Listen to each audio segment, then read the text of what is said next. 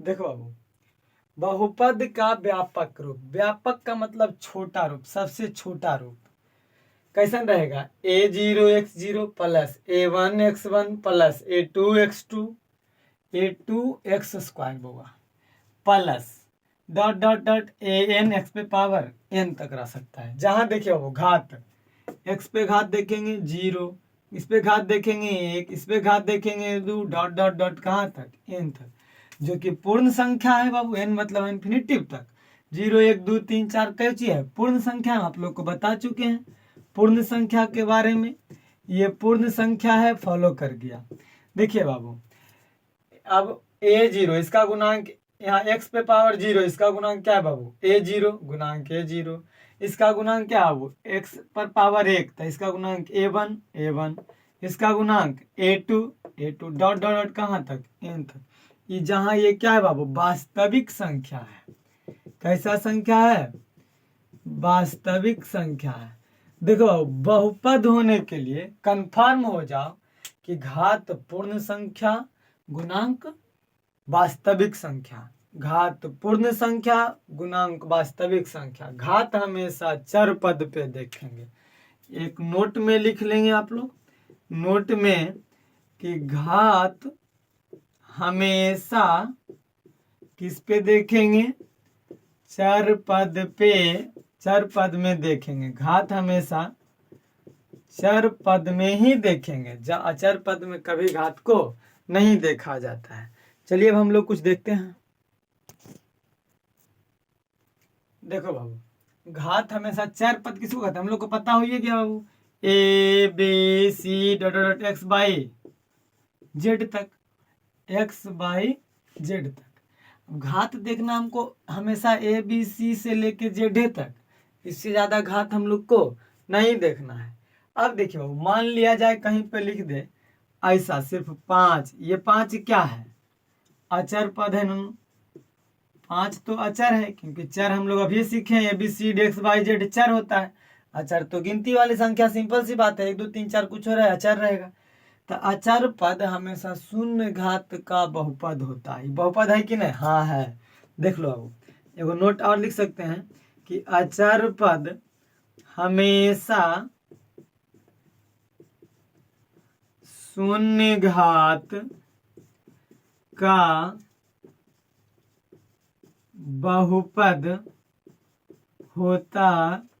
कैसे जी? देख लीजिए, एग्जाम्पल मान लिया जाए हम 2 लिखें।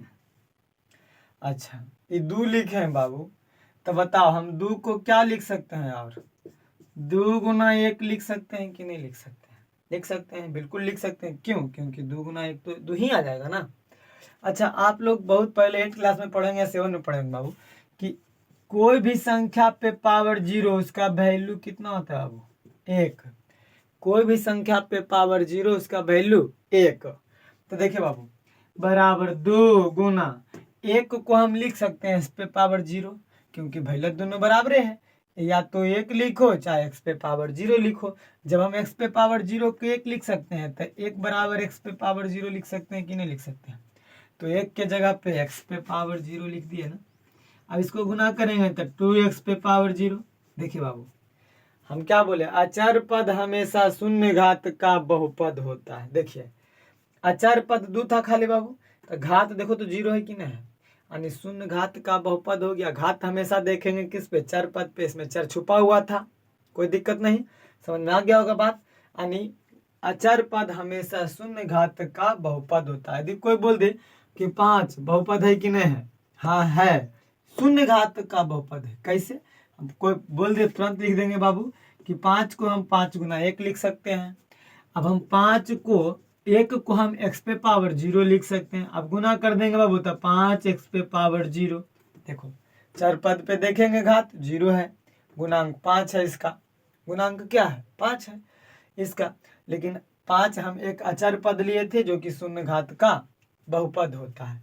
अब बोलिएगा सर कि x पे पावर 0 बराबर 1 कैसे आ गया? ये तो रट लिए हम, लेकिन हमको पता नहीं। चलिए उसको भी देख लेते हैं। x पे पावर 0 बराबर 1 कैसे आता है? ठीक है, चलिए इसको देखिए। चलिए अब हम लोग देखेंगे, अभी जैसे देखिए बाबू, 2 तो अचर पद है। अब इसको पूछेगा कि बहुपद है कि नहीं, तो यह तो बहुपद अभी नहीं है बाबू, बहुपद क्या है, नहीं है। लेकिन जैसा ही इसको हम इस तरह से लिख देंगे 2 गुना x पे पावर 0 यानी 2x पे पावर 0, अब ये बहुपद कहलाएगा, अब ये बहुपद है। अगर आपसे कोई पूछे 5 बहुपद है, अभी ये नहीं है, क्यों? क्योंकि अभी तो अचर पद है।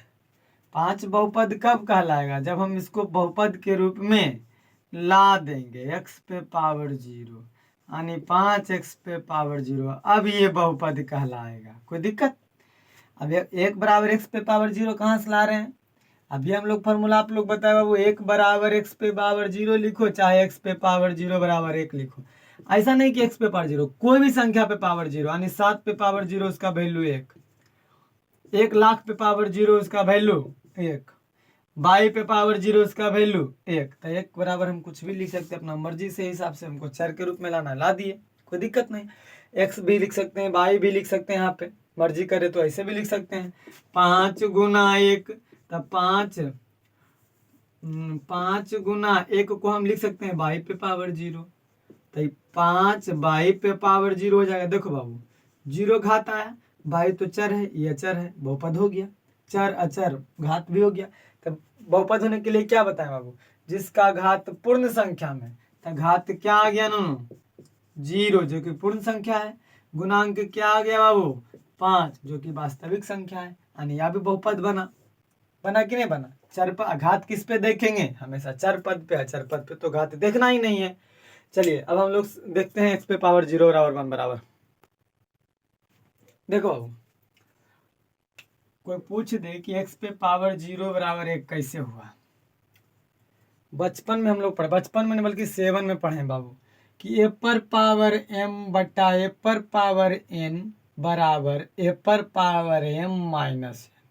ये कहाँ से आया बाबू? 7 में पढ़ना है, खैर कोई बात नहीं। इसी को हम लिख सकते हैं a पर पावर m माइनस n बराबर a पर पावर m बटा n, लिख सकते हैं। क्लियर है? चलो बाबू, तो बताओ x पे पावर 0 बराबर हम क्या लिख सकते हैं? हम LHS से चलते हैं, LHS इधर है बाबू, RHS इधर है, तो LHS से हम लोग चलेंगे x पे पावर 0। देखिए इसको सॉल्यूशन करेंगे, 1 आ जाना चाहिए। अच्छा, x पे पावर 0 को हम क्या लिख सकते हैं? x पे पावर 2 माइनस 2 लिख सकते हैं, तो बराबर है। हमको मन करेगा x पे पावर 3 माइनस 3 भी लिख सकते हैं, मन करेगा x पे पावर 1 माइनस 1 भी लिख सकते हैं, मन करेगा x पे पावर 5 माइनस 5 भी लिख सकते हैं, मन करेगा x पे पावर 7 माइनस 7 भी लिख सकते हैं। क्योंकि देखो 3 में से 3 जाएगा 0, यानी 0 ही बहुत, 2 में से 2 जाएगा 0, 1 में से 1 जाएगा 0, 5 में से 5 जाएगा 0, 7 में से 7 जाएगा 0, यानी इसका बराबर तो x पे पावर 0 ही हो गया, x पे पावर 0 ही हो गया, x पे पावर 0, इसका भी x पे पावर 0, कुछ भी लिख सकते हैं, दोनों बात सेम है। क्योंकि x पे पावर 0 बराबर x पे 2 से 2 गया 0 ही बचेगा। चलो बाबू, अब देखो अभी हम लोग फॉर्मूला दिखाएं कि a पर पावर m माइनस n बराबर a पर पावर m बटा a पर पावर n, तो इसको हम लिख सकते हैं बाबू a पर पावर 2 बटा a पर पावर 2, कट जाएगा बाबू एक बार में, एक आया ना, प्रूफ हो गया। यानी कोई कह देगा कि x पे पावर 0 बराबर 1 कैसे आ गया, तो प्रूफ कर सकते हो। चलिए आगे चलते हैं हम लोग बाबू। चलो बाबू, अब हम लोग चेक करते हैं √2। ये पूछेगा बहुपद है बाबू, बहुपद होने के लिए बीजगणितीय पद होना चाहिए। बीजगणितीय पद में चर और अचर होना चाहिए। इसमें चर कहीं दिख रहा है ABCXYZ? नहीं, तो ये अभी बीजगणितीय पद है नहीं है। तो इसको बीजगणितीय पद लाने के लिए क्या लिख सकते हैं बाबू? √2 गुना 1 लिख सकते हैं। अभी बताए बाबू, 1 को हम x पे पावर 0 या फिर y पे पावर 0 या फिर z पे पावर 0। अब कहेगा सर आप x पे पावर काहे 0 लिख रहे हैं? 2 पे पावर भी तो 0 एक के आएगा ना। हाँ बाबू, लेकिन ये चर पे पावर 0 होगा, लेकिन हमको लाना है चर पे पावर 0, यानी 2 गुना x पे पावर 0 या y पे पावर 0 या z पे पावर 0 या a पे पावर 0 लिख सकते हैं। अब इसको गुना करिए बाबू, तो 2 √2 x पे पावर 0। अब देखिए बीजगणितीय पद हो गया, क्योंकि चर हो गया अचर हो गया। अब बहुपद होने के लिए घात पूर्ण संख्या में गुणांक वास्तविक संख्या में, तो बहुपद है कि नहीं अब इसको देखेंगे बाबू। तो घात सबसे पहले चेक करेंगे, घात तो बाबू चर पद पे देखेंगे 0 है, और गुणांक चेक करेंगे न, गुणांक x का गुणांक कौन है बाबू, √2। देखिए बाबू ये पूर्ण संख्या में वास्तविक संख्या में, यानी बहुपद है। बहुपद चेक करने के लिए घात चेक करेंगे, गुणांक चेक करेंगे। अब बीजगणितीय पद चेक करने के लिए चर और अचर चेक करेंगे। आया बात समझ में। और अचर पद को बीजगणितीय पद के रूप में लाने के लिए गुना 1 पर पावर 0, क्योंकि अचर पद शून्य घात का बहुपद होता है। और शून्य घात किस पे देखेंगे, हमेशा चर पद पे देखेंगे। अगर मान लिया जाए एक एग्जाम्पल और ले लीजिए, देखिए देखते हैं एक एग्जाम्पल और।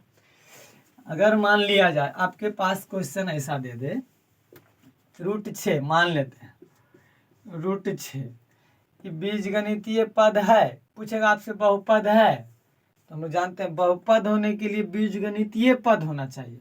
और बीजगणितीय पद तब तक नहीं होता जब तक चर और अचर नहीं है। वो अभी बहुपद नहीं है, ना तो बीजगणितीय पद है ना तो बहुपद है। बीजगणितीय पद बनाना है पहले इसको, तो √6 गुना 1 लिख सकते हैं बाबू। क्यों, क्योंकि यहाँ पे ये अचर पद है, इसलिए गुना 1 लिख सकते हैं। अब √6 गुना x पे पावर 0, y पे पावर 0 कुछ भी लिख सकते हैं। √6 गुना 1 सॉरी, यानी अब गुना कर देंगे बाबू तो x पे पावर 0। देखो बाबू घात क्या आ गया, 0, चर पे घात, इसका गुणांक क्या आ गया बाबू, √6, यानी क्या हो गया, अब बहुपद बन गया। ये शून्य घात का बहुपद था तो अचर पद। अगर मान लिया जाए आपसे कोई ऐसा पूछ दे √x, देखिए अब यहाँ पे चर है, तो इसका मान जो हो जाता है x पे पावर 1/2। इसको ऐसा नहीं लिख सकते हैं गुना 1। यदि मान लिया जाए आप कहेंगे इसका x पे पावर रूट रहता है, तो इसका बराबर अभी हम लोग 7 में 8 में पढ़ेंगे बाबू कि √a बराबर a पर पावर 1/2, √x बराबर तो क्या हो जाएगा दोनों, x पे पावर 1/2। अच्छा अगर मान लिया जाए इसके जैसा उसको बनाएंगे, तो देखिए √x अगुना 1 करिएगा, तो √x अगुना x पे पावर 0, तो √x x पे पावर 0। बताइए इसमें चर कहाँ आया, सॉरी चर तो आया, अचर कहाँ आया, जबकि बीजगणितीय पद होने के लिए चर और अचर दोनों का होना जरूरी है। तो ये तो बहुपद ऐसे भी नहीं कहलाएगा। आई बात समझ में, यानी ये करेंगे तो गलत। √ जब x पे रहेगा बाबू या फिर चर पे रहे रूट, तो उसका वैल्यू होगा चर पे पावर 1/2। अब देखिए बहुपद है बाबू, घात देखना सबसे पहले, घात तो हो गया इस पे बाबू 1/2, जो कि पूर्ण संख्या नहीं है। ये पूर्ण संख्या है। अभी हम पूर्ण संख्या का परिभाषा पिछले बार पढ़ा है कि पूर्ण संख्या में 0 1 2 3 4 कहीं बताएं कि 1/2 होगा, नहीं, इसलिए यह बहुपद नहीं है। बहुपद है, ये बहुपद नहीं है। कोई दिक्कत, यानी आपको √x पूछे बहुपद है तो बोल देना नहीं बहुपद नहीं है। आपको √6 पूछे तो बहुपद है, अब भी नहीं है, लेकिन इसको कन्वर्ट कर देंगे तो बहुपद हो जाएगा। कोई दिक्कत।